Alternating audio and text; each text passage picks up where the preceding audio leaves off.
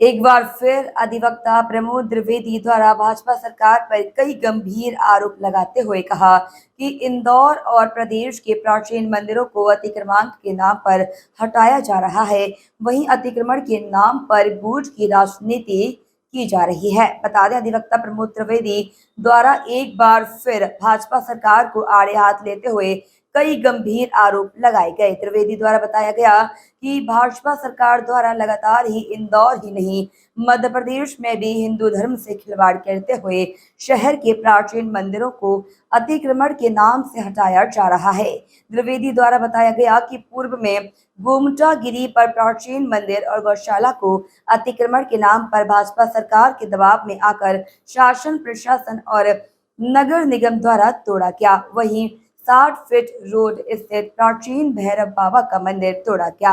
बड़ा गणपति से लेकर एमजी रोड पर बनी बरसों पुरानी प्राचीन मंदिरों को अतिक्रमण के नाम पर तोड़ा गया। वहीं प्रमोद त्रिवेदी द्वारा आरोप लगाया गया है कि मध्य प्रदेश में भाजपा सरकार द्वारा जहां एक और अपने आप को हिंदुत्व का हवाला देते हुए वोट की राजनीति कर रही है, वहीं हिंदू धर्म की आस्था के साथ खिलवाड़ करते हुए मंदिर तोड़े जा रहे हैं। त्रिवेदी द्वारा मीडिया से चर्चा करते हुए बताया कि भाजपा सरकार द्वारा अपनी मनमानी करते हुए शासन, प्रशासन पर दबाव बनाते हुए वोट की राजनीति कर रही है।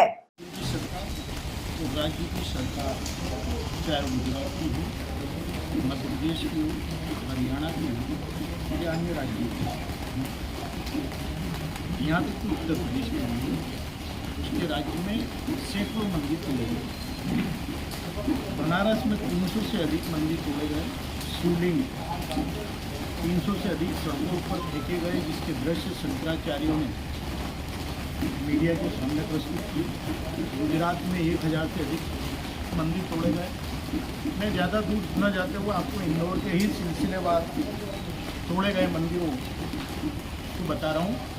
8 नवंबर सन 2020 को गोमटगिरी में विधायक निधि जनता के सहयोग से बनाए गए भोजनशाला, यज्ञशाला, गौशाला आदि को, जो कि कंप्यूटर बाबा द्वारा संचालित हो रहे थे, तोड़े गए।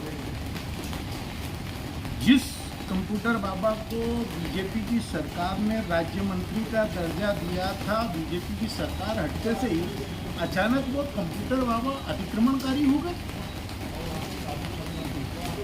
वो सारे के सारे गौशाला और ये सब अतिक्रमण में हो गए और उसे तोड़ दिया गया।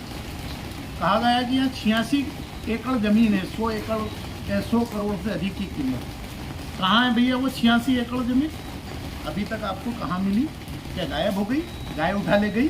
कंप्यूटर बाबा जेब में भर के ले गए? उसी दिन सुपर कॉरिडोर पर एक और मंदिर को तोड़ा गया। कहा गया कि ये विकास प्राधिकरण की जो सुपर कॉरिडोर से रोड आ रही है उसमें बाधक है।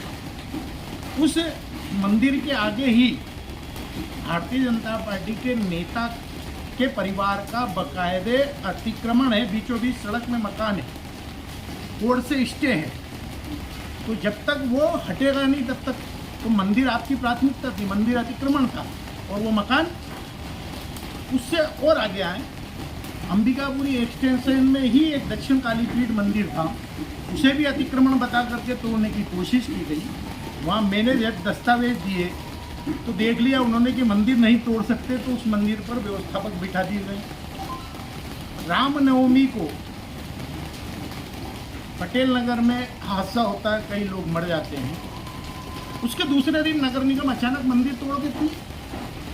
ये घटना भी खत्म नहीं होती है कि सूर्यदेव नगर में फिर मंदिर तोड़ दिया जाता है। जनता बनाती है, फिर उसे अतिक्रमण के नाम पर नोटिस दे दिया जाता है।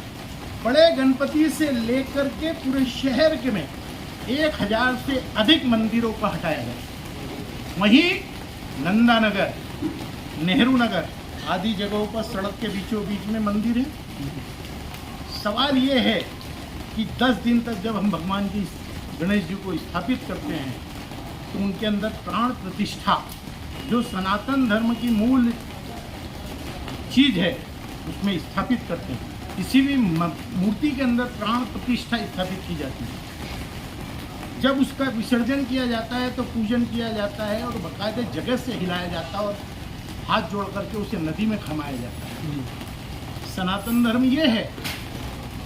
अमित शाह से पूछना चाहता हूँ कि 1000 से अधिक गुजरात में आपने मंदिर तुड़वाए विकास के नाम पर।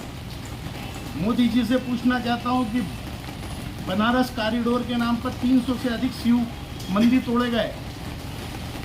शिवराज सिंह जी से पूछना चाहता हूँ कि सनातन धर्म की आज आपने बहुत बढ़िया परिभाषा दी, तो जामगो देवास में आपने पहाड़ी पर में मंदिर क्यों तोड़ा? सतना में आप परशुराम भगवान के मंदिर को क्यों तोड़वाया गया? अन्य जगहों पर अतिक्रमण के नाम पर मंदिर क्यों तोड़े गए?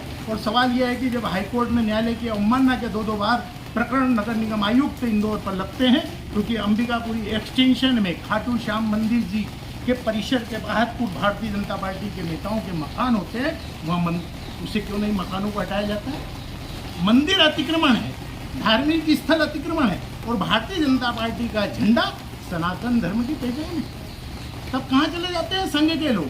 तब कहाँ चला जाते हैं आरएसएस? तब कहाँ चला जाता है बजरंग दल?